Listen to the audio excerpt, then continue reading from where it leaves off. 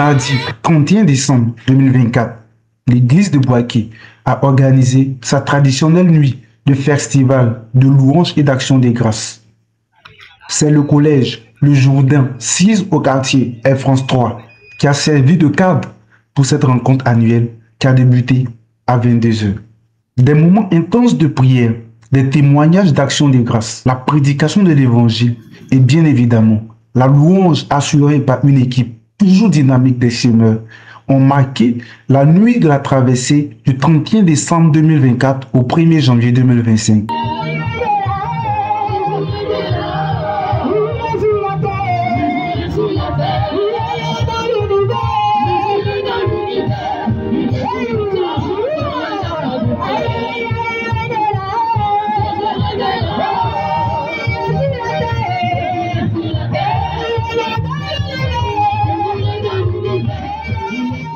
L'un des faits marquants de cette nuit a été la prédication de l'évangile en vue du gagnement des âmes.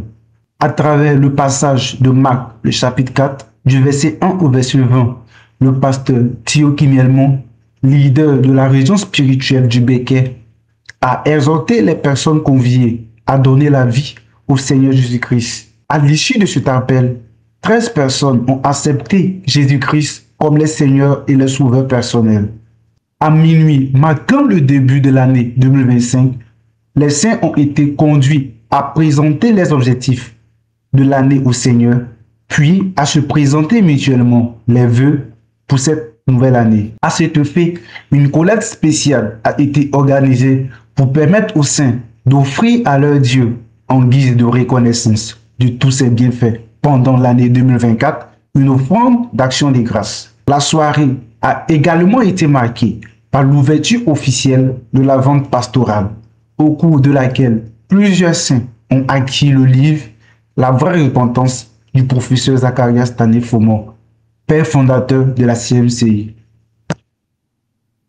Pour terminer, le pasteur Thio Kimielmon a prodigué des sages conseils à l'assistance afin que l'année 2025 soit une année de grande réalisation. En 2025, chacun de nous doit grandir. Tu dois manifester la grandeur en 2025. Tu dois manifester la maturité en 2025. La lenteur est finie. Le report à demain est fini. 2025, c'est l'année des grands accomplissements. Amen. Donc, tu dois mûrir. Tu dois être un homme spirituel. Tu dois être grand en Christ.